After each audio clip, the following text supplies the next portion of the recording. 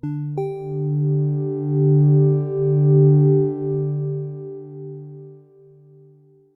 hello, hello, and welcome to another episode of the Myriad of Chains. I am your host today, Decentricity. And yeah, if that name rings a bell, I'm that Wasi from Twitter. Um, and from the crypto and tech world, also Wasis. Anyway, so today we're diving into the fascinating world of whatever Danny wants to talk about and whatever Josh wants to talk about, because I don't have a topic. Grab your favorite cup of coffee and unravel the myriad of chains that connect our digital world. Yeah, let's shout out my amazing co-hosts, Josh Powell Hello. and Jean-Daniel Gauthier, Bonjour. who's French, believe it or not. And today it's all of us. Jean-Luc. Jean-Luc. Jean-Luc Picard. Jean-Luc Yeah. Besson Gauthier. Oh, Jean-Luc Picard. Yeah, I guess. You actually live near Chateau Picard, though, right? I mean, Wait, look at the camera and say "make it so" with your head off. Make it what? Make it so. You gotta look at the camera and say "make it so." Make it so. So you have me on camera doing that, and my bald pates like for the whole world to see. I don't care. Being bald is awesome. I save a lot of shampoo. It's awesome. It's awesome. As long as you make it awesome. Yeah, just a there's something like about the wind, though. You used to live in Bordeaux, right? I used to live in Bordeaux.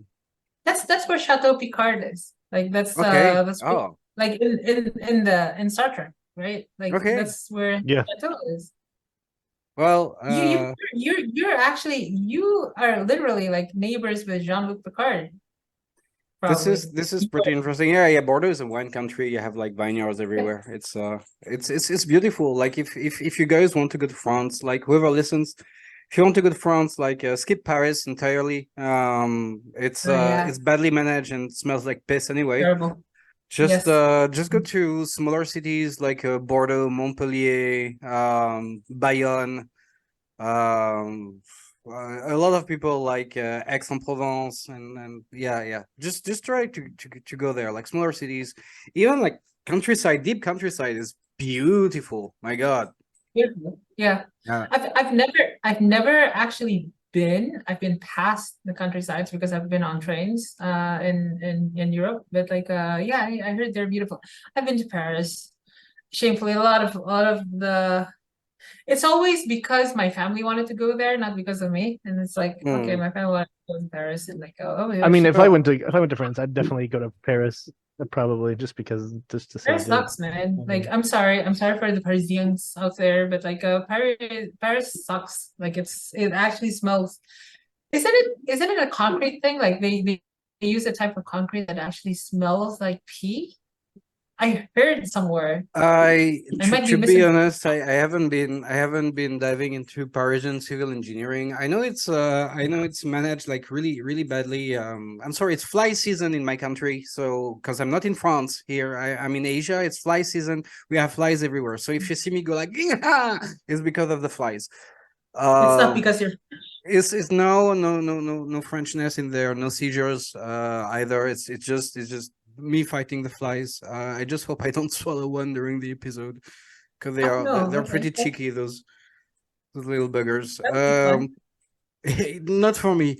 So in any case, yeah, let me share my screen, because like I don't have much to say about whoa. I'm host here, Buster. Oh yeah, go and host.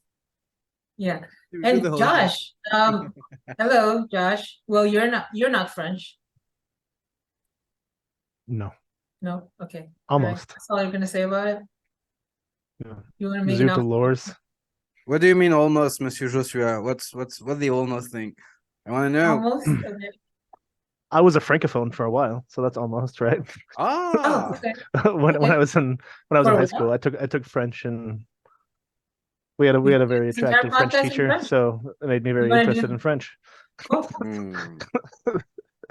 But okay, all right. So do you still, like you said you were, do you still speak French, or did you forget it all? deliberately returning. Unpew. Like the Altabor said, Pew. So, I'm sorry. I just So, remember. Josh- I just Josh- remember. yeah. Bonjour, je m'appelle Geoffroy. Okay. Yeah, Mainly. yeah, go. So, Josh, you're in Michigan, right? And I am. what can you tell you? What can you tell you? What can you tell us about your country? Well, your state. Your country is the U.S. We all know about the U.S. Tell us about Michigan.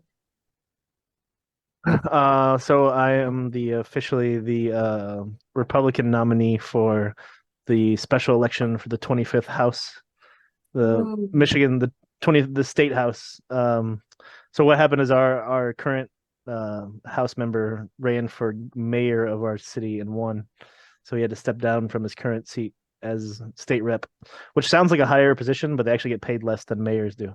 So he went to, I guess he wanted a pay raise, but he didn't care about the power part of it. So he took a $50,000 pay increase to become the mayor. And then there's a helicopter on. No, we don't hear it. Of my house. That's weird. Okay, are you being raided right now? Do you need to go? Do you need to grab the guns or? I don't know. I mean, maybe. No, it's past me, but like helicopters never come back. Well, the WEF is onto you. I'm actually 3 kilometers from a military base. Actually, just realized. Yeah. What is that in Freedom Eagles? And in freedom units, that's about six miles, right? No, it'd be less miles than kilometers. 1.5 miles. 1.5. Yeah, 1.5 mile. Yeah, something like that. But it's funny because like I have the flies and you are the one getting sweated. Aha. Oh, that's a good one. Okay, so no, so you're actually a candidate now, right, Josh? Like, so you're officially a candidate. Yeah. There still is a primary coming up, but I was the only Republican that filed in time because okay, cool. Because interestingly enough, the way the governor called the election, she only allowed 1 day for people to file.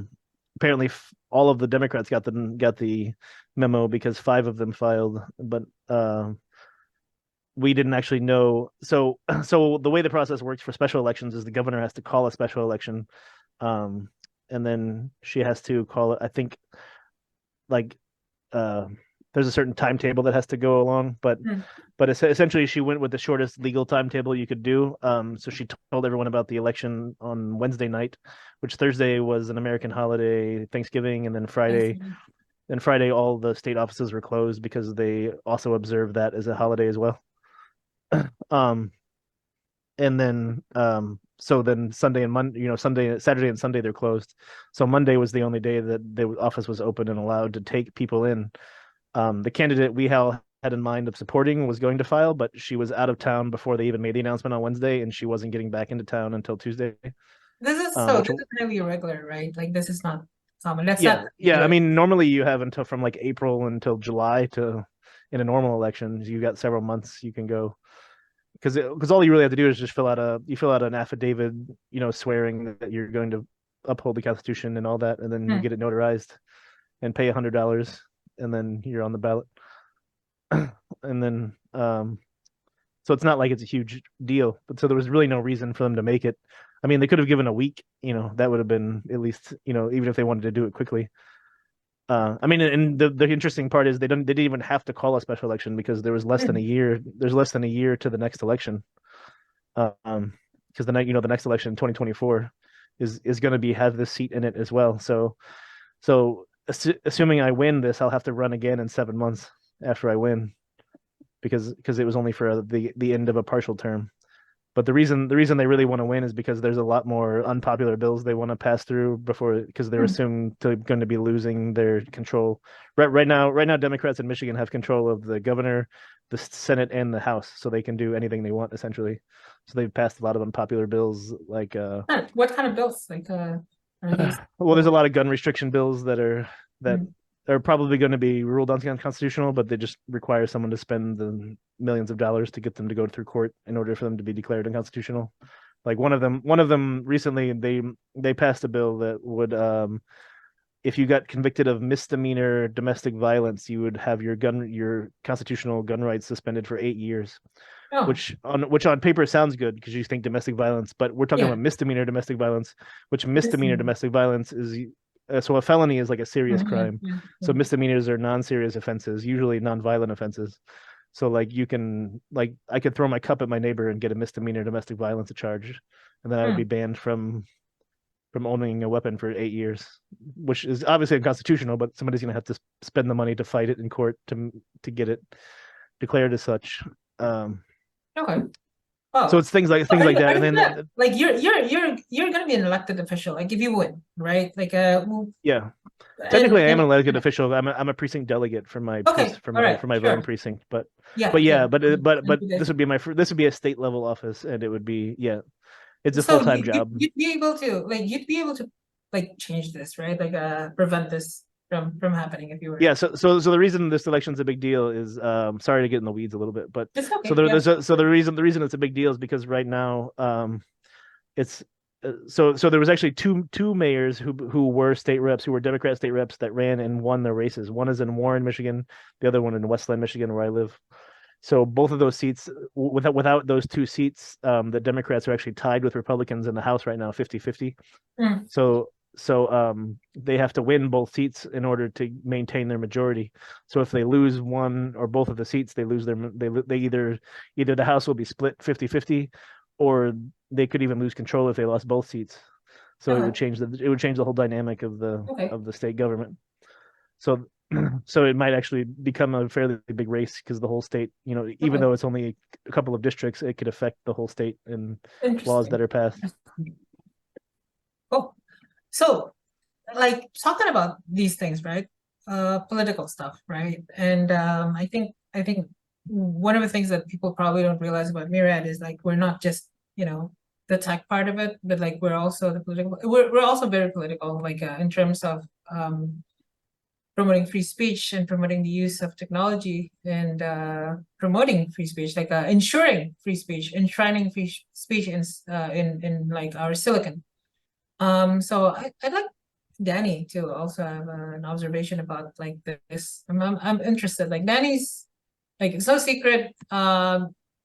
Danny has Danny's political alignment is different.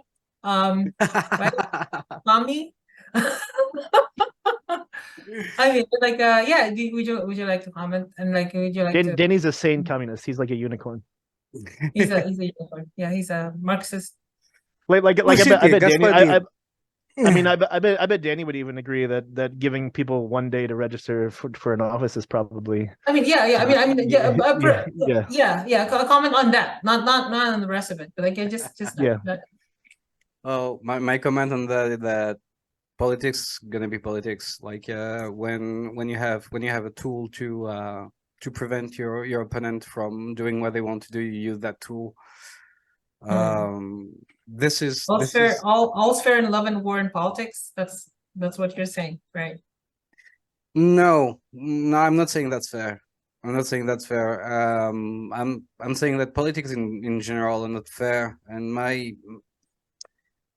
if you want a hot take and my point of view on politics as they are right now, like this in 2023, and how they've been evolving, it's a lot like the low. It's like the what? The low. The law. Okay. Yeah. So basically, the law is a tool, right? Everything you make into an instrument, everything you make into a codification is a tool that functions within its own scope, and well, just like a gun, you can use it to protect, or you can use it to kill. Just like a knife, you can use it to cook, you can use it to stab someone, or you can use it to cut wires. As long as it works for a function that it can achieve, it's gonna work for that function. And I think the law or any protocol that is bureaucratic can be manipulated. And politics right now and politics, I think, for a long time have been about manipulating these protocols. So I'm not saying it's fair. I'm saying it's not surprising at all. It's not surprising. Yeah, I mean, it's not surprising at all. I'm judging from what you said, Josh. It's not illegal for them to do it, right? And it's just not, you know, Yeah, I think she legally had to give 5 days. So Okay. so it was Wednesday night after at 4:30 p.m., which was early enough to count as a workday, but late enough that the office was already closed. And then they had Thursday, which was a holiday, Friday, which was a holiday, Saturday, Sunday. I think Saturday counts because some offices are open on Saturday, but they weren't open that Saturday because of the holiday. And then the Sunday they were closed, and then Monday was the only day you could actually file. That's terrible. And somehow the five Democrats got the memo to file, but we didn't know about it okay. until. But we didn't know Okay, about so it that's until. not fair. That part's not fair, right? Like Yeah. that's should that be? I can't believe that's allowed though. Right? That shouldn't be allowed, right? Like that's like okay. So I do crypto more than politics, so that sounds like insider trading, right?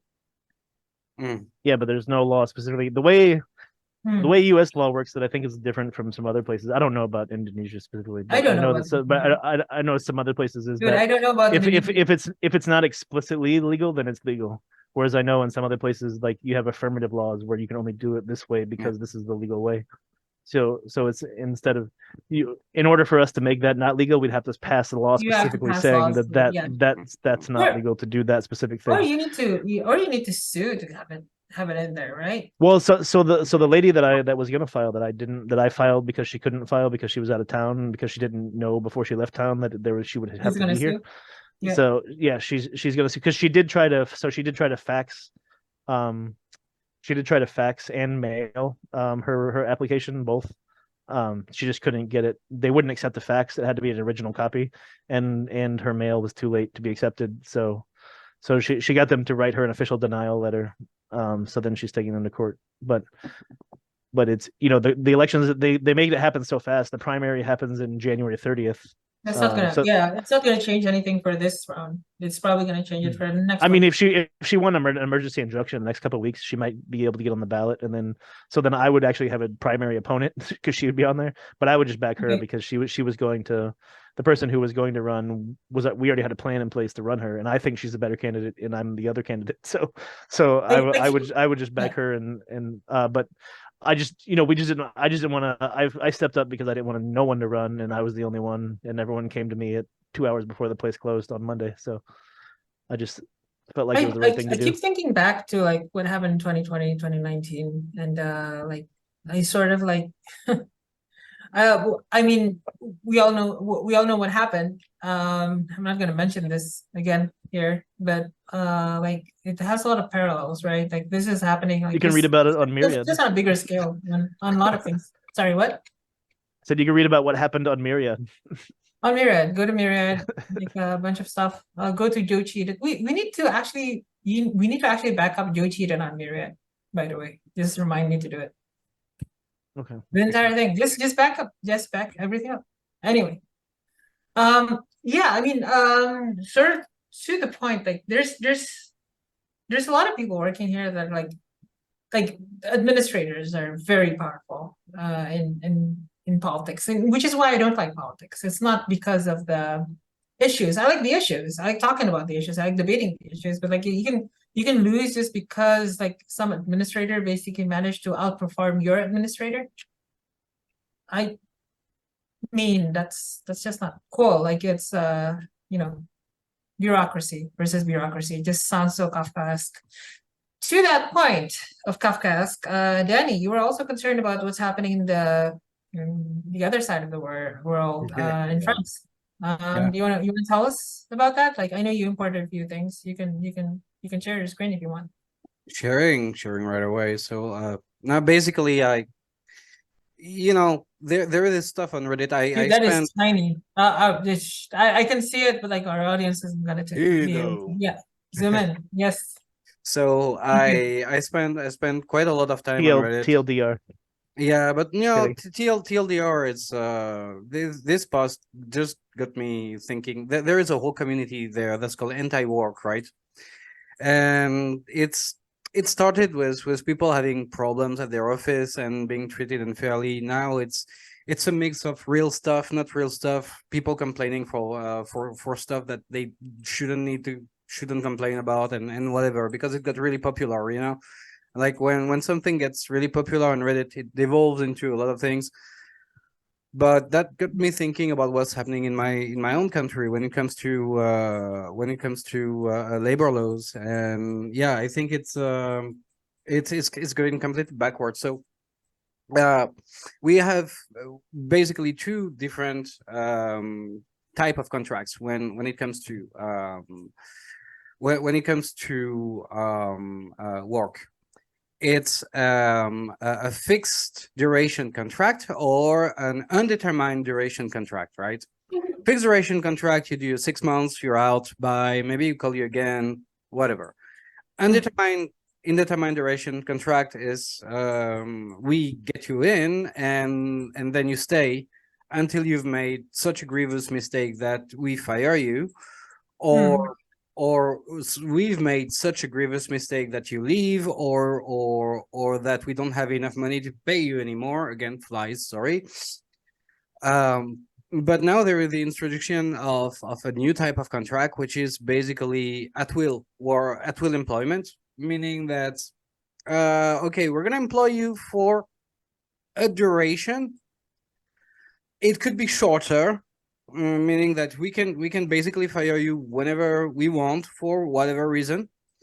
You are not entitled to paid holidays, paid vacations, nothing.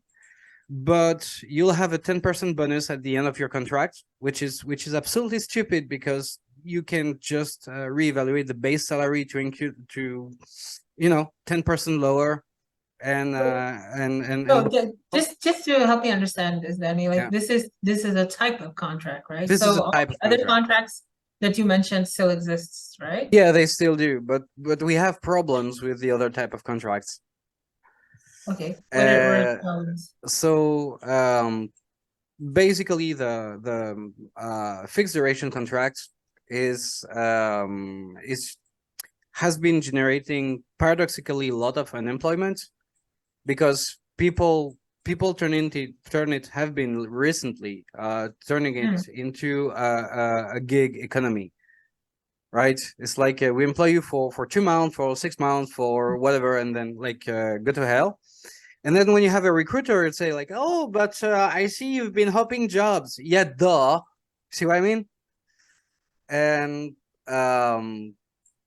So there is unemployment is also usually caused because like the minimum wage stuff, like yeah, there is a lot of factors. There's a lot of factors. The economy is crude and everything, but it's a contributing factor to I'm gonna say like instability, employment and instability. So and the undetermined duration contract, that's a pretty big fish, because it's being abused by both parties. Like when you get in, it's very difficult to get you out, because you have to actually like fuck up real bad to be fired if you have this kind of contract. So a lot of people, I mean, like a lot of the less popular people, the less popular workers who have this contract, just it's like a tenure, right? So they just stop working efficiently after they have it, because they become unfireable. So instead of reviewing the terms and condition of the contract and actually having roundtables with entrepreneurs on several level of entrepreneurship, of several levels, several sizes of enterprises and stuff like that, they just introduce this third kind of contract, which is basically, you want to work for us. If you do, well, your ass belong to us, and if you have any complaint, go screw yourself. Well, yeah, your ass does not literally belong to them, though, right? I mean, technically, you're working for pay, and there's no like healthcare is no there's a bonus. You mentioned a bonus. Okay. And the bonus is just a matter of adapting the base salary to include this bonus. So I don't sure, pay that's you how $1,000. all bonuses are calculated, though. Yeah, I mean, I pay you $900 instead of the 1,000, and you get the $100 at the end of your at the end of your contract. So okay, so help me basically the same. understand. What's your concern about this type of contract? My concern is that the economy of employment, the job market in France is Mm. really bad. It's really bad. You have 10 times more people, unemployed people, than you have job offers. Right. It sounds And like, you know, there's a buyer's market and a seller's market, right? Like yeah, and this is basically not a okay workers market, yeah. entrepreneurs market, or like I see where this is I mean, this is our economy, Danny, our right? economy Like is bad to begin with. Our economy is bad to begin with, and people have problems. So the problem with people is not just finding a job; is keeping a job because Mhm. of the limited time limit. But the limited contract had still like some guarantee that you would work until the end of the period. This one is so flexible that people can just fire you just because, right? And I mean, that it sounds That's what we like just call a regular employment contract in the United States. yeah, it sounds like a regular employment contract. Right? There's let me kick off one of the AIs. Yeah, isn't that the same as a regular employment contract? Yeah, I mean that's how I mean that's how it works everywhere in the United States. You just I mean unless you work for like a specifically like a union company like Ford or GM and you work on the assembly line or something. Then That's the same as in crypto, actually. Like yeah. yeah, I mean The problem with that is that I'm not saying, in the job market, you have bad recruiters, you have bad bosses, you have bad employees, and nobody's denying that, think right? of it from yeah, the entrepreneurial this seems like a way to fix what you were talking about earlier, yes, where yes, it's But it's impossible to not the fire fixing somebody. anything. It's not fixing What's anything why because is well, it not in fixing practice, unemployment rates? this would be good. This would be good if we had more jobs to provide. It would be Well, good if maybe people weren't paying. there's not a lot of jobs to provide because the entrepreneurs don't want to do business. Because we've relocated all our industries in China and India because we don't have industry anymore. Yeah, well, in China and India, they don't care about like this. Like the employment contracts would allow you to fire anyone at any time. yeah, Like the employment contract is in China is you live here or you don't work. that's actually true. Yeah, I because don't know Yeah. about India. I'm speaking out of my ass in India. Apologies to Indians, but like for China, yeah, that's definitely true. because China is a model when it comes to worker rights and human rights, right? So at this point, Well, they're communists.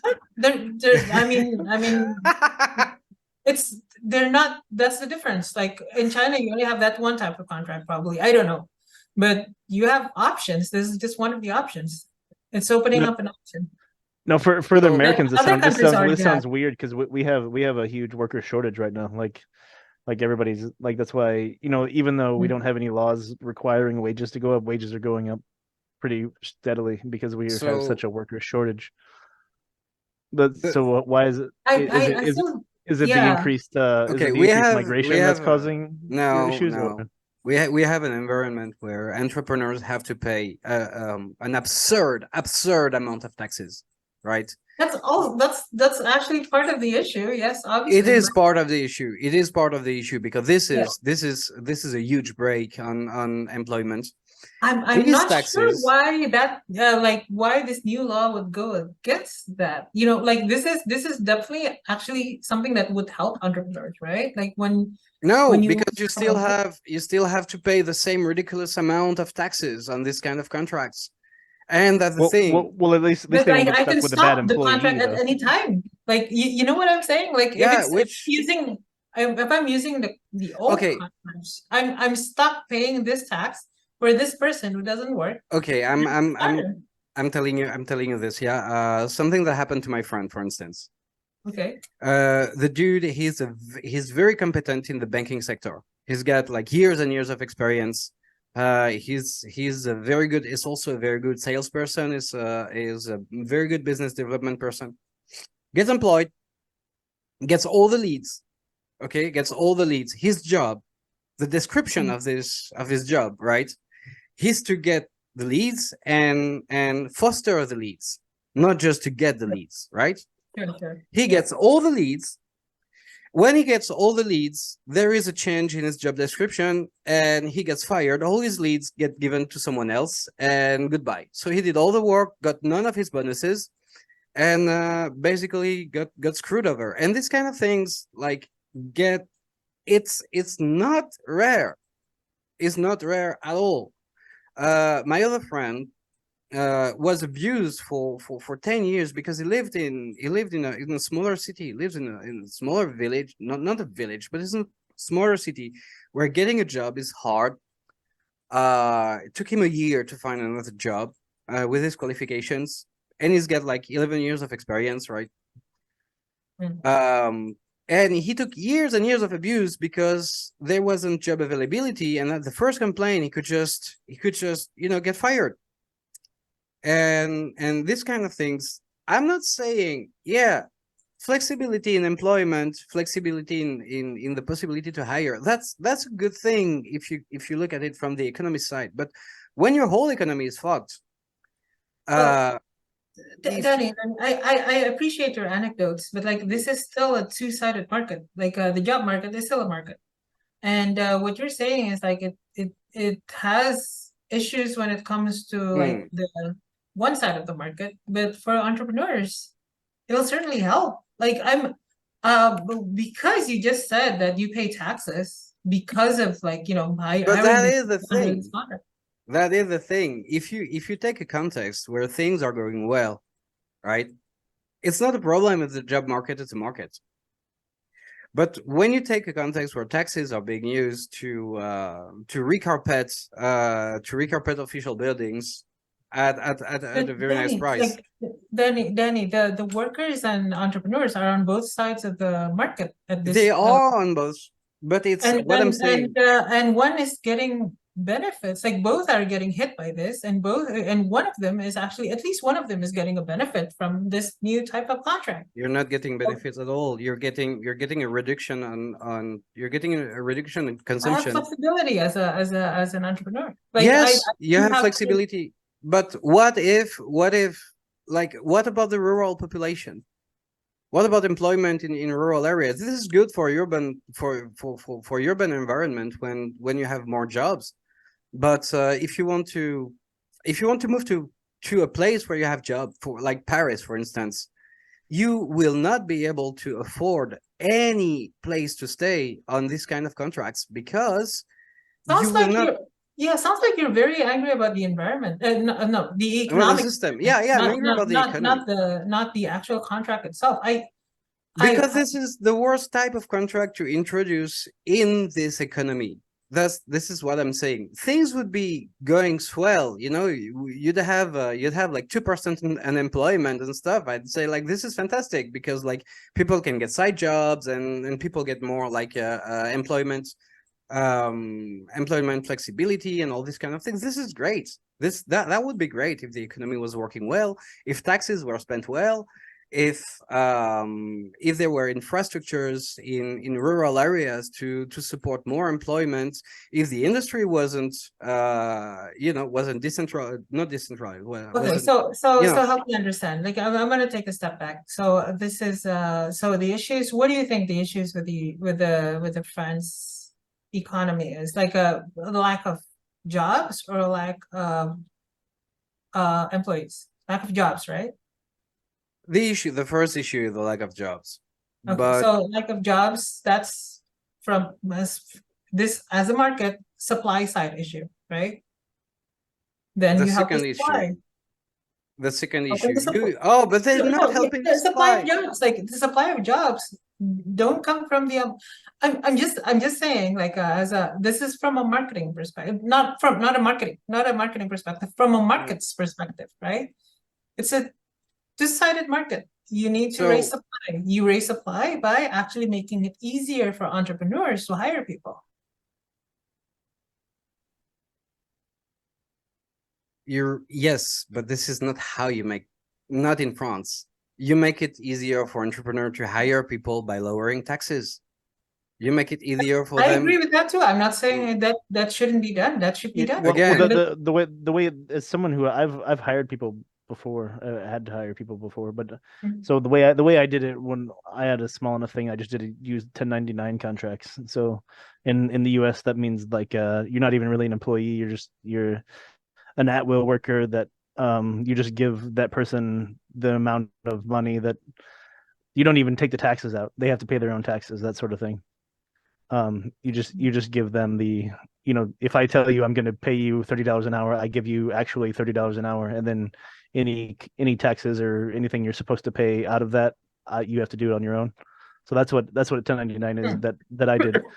But the reason I never did employment contracts is because even though we were still an at-will employer state is because there's so much risk. Like if in my state still, if you fire someone and they don't have, like, you can't prove that they broke a specific rule that you had, that obviously if they do something illegal, that's one thing. But if they're just not getting along with everyone very well and they're doing like the minimum job requirements, but you need something to do better because you only have 2 employees and you can't afford to have 50% of them, not really contributing, then I'm still going to have to pay like unemployment on that person for 6-8 months, which costs me.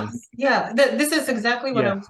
The problem is like you're gonna have to pay unemployment, and this is unfair on you. Like in France, it doesn't work like that. In France, the worker pays the tax. The worker pays the tax to pay his own unemployment. It's an insurance model. Before this new type of contract, or after this new type of contract? Always. It's been like that for decades and decades. Like unemployment is paid by the people via taxes. So the employer doesn't have to pay. Well, but you were saying it's really hard for them to actually fire someone. So I was just using that as an example because it sounds like it's worse there. Like on your indefinite employment contracts, it sounds like it's very hard. And I've heard this before where you just said it, and I've read it on talking about Americans who talking about they try to hire in Europe. They said they'll get a one bad Apple employee, but it's very hard to fire one in France. That's where the limited duration contract come in place, and this is actually exactly why it was put there. This is exactly why it was put there. But if you want to hire a full-time role, wouldn't you just use the indefinite contract, or does everybody start out? You can just renew. You can just renew the indefinite, the definite position. Like you do, it's called a CDD, and the permanent is called a CDI. You can just do like a couple of CDDs and then a CDI when you're really, when you're really sure that you want to keep that person. But there is absolutely no need for something more flexible than a CDD, because the CDD just gives you the guarantee that you're not going to be fired for the reason that no, we've changed your job requirements and they don't fit anymore. Like, what if the market turns bad? What if you have like a 2007, 2008 scenario? Then are you just forced to keep paying all those people and the whole business goes under and everybody loses their job? Or can you let some of them go? You can completely let go of people for financial reasons. Yes. It's called but wait, for financial there is a term. For financial reasons, that means like you need to declare that you are no longer able to pay these liabilities. No, you can do layoffs. You can do layoffs. Layoffs happen all the time. It's just a new contract that says you work for X company. X company can fire you at any time and you don't have holidays. And at the end of it.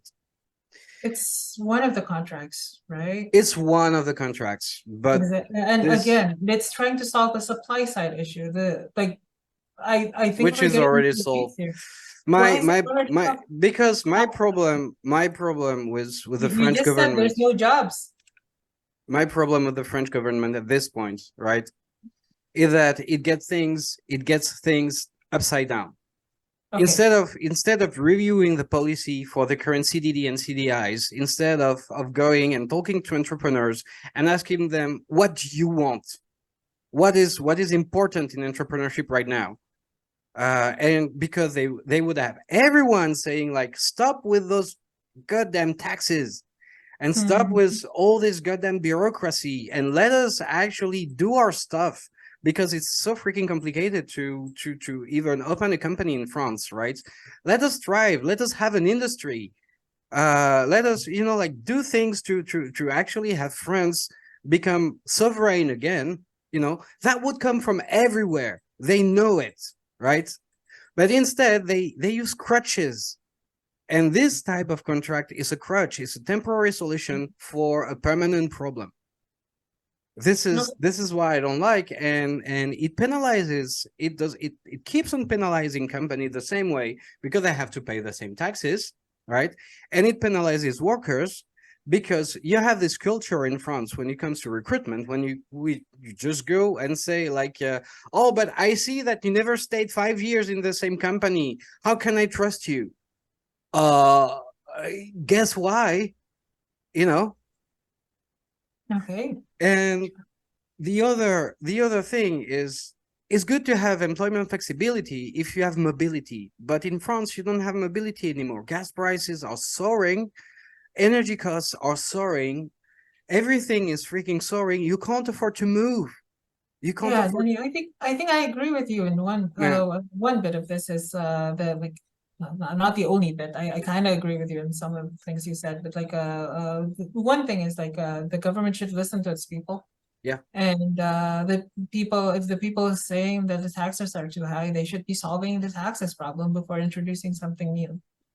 I agree. I still kind of disagree that this new contract is a bad thing. Again, well, I just to play devil's advocate for Danny's side, I do see what he's like. This is taking something from workers while industry doesn't have to give up anything. Like it's I mean, if I had the list of those 3 contracts, obviously I'd want the permanent one. That's probably like the golden ticket, right, Danny? Like, if you get a CDI or whatever. Like there's a thing like there's option A and option B. Option A is obviously what we want. This one is only an alternative. Like, it's a bad thing. Maybe it's a bad thing. Maybe if you say it's a bad thing, I believe you. Okay, if I believe you that it's a bad thing, option B is still just an option, like something that you can use, an alternative to what the other contracts are there. So the market solves it. But option A lowers taxes for everybody, and that's like, it's good for us. It's good for the people. It's what the people want. But maybe the government is just saying that like actually giving people options and letting the market solve it is better. And I usually like it when market solves. But I also always agree with lower taxes. So that's my predicament. Yeah. Option C is to do what the government should actually do, and making sure that your citizens that are basically paying you to govern them, your citizens have a guarantee to live decently. Like, I'm not against you, like in terms of government. Oh no, yeah. I think government should be abolished. I 100% believe that the governments are actually going to be a scar upon the history of mankind, and that's not going to last. I am a full-on anarchist. I think that. Yeah, I agree with you. Yeah, government stuck. But I think as long as there's, I don't agree with you in terms of the contract being like anything else than like just another alternative to help out. It will help. It will help the supply side. Yeah, lower taxes would help it more, but it doesn't mean that this doesn't help the supply side of jobs.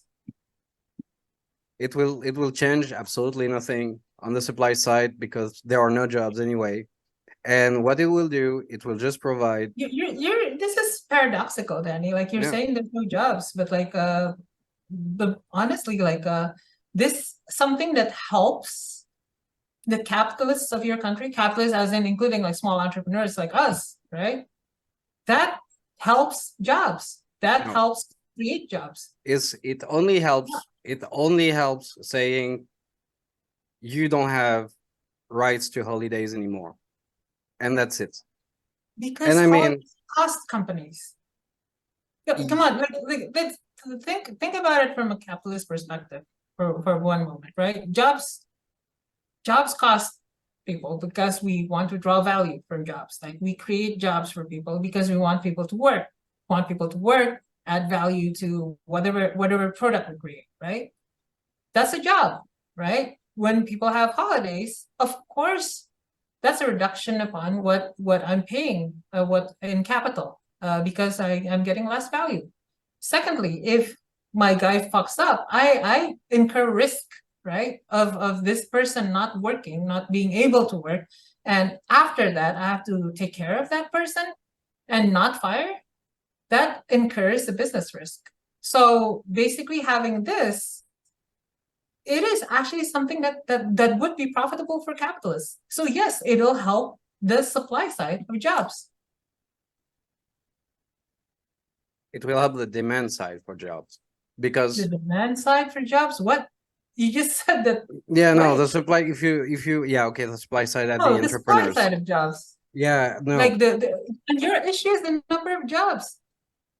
there is already a contract that takes care of it. It's already there. Now, the French people have been fighting for years to acquire rights, which are like rights for paid holidays, for instance. We had huge social movements. This is taking away something that is deeply ingrained in our economy and our culture. And I think that if you look at But the it's French an economy, alternative, right? You know, that's an exaggeration. You're saying no. it's taking away as if like there's no other contract. This is not the only contract in the land. Like and it works in an ideal setting, and I've said that already. It works in an ideal setting if there is a balance, but right now there is no balance, and the supply side has all the bargaining power.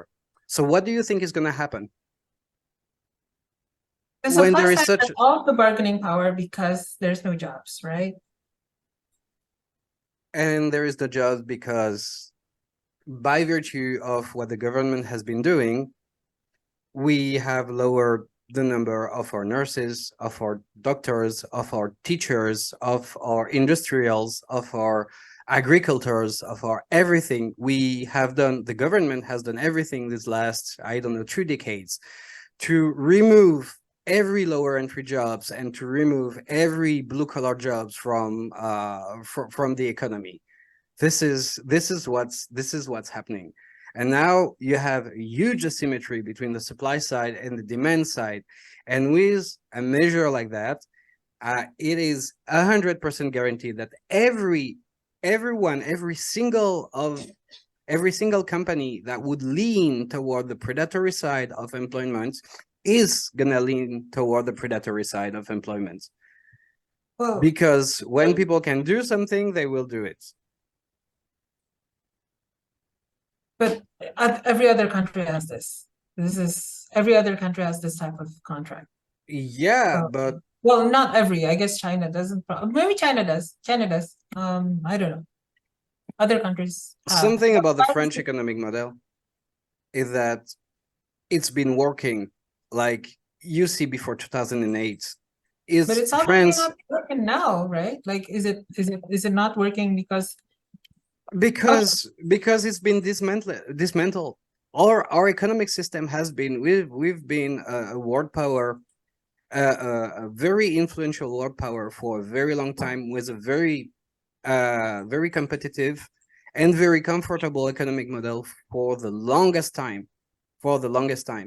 But since Chirac, everything that has been about actually looking at the economy and actually reinforcing the sovereignty of the French people for the French economy has been taken away from the country.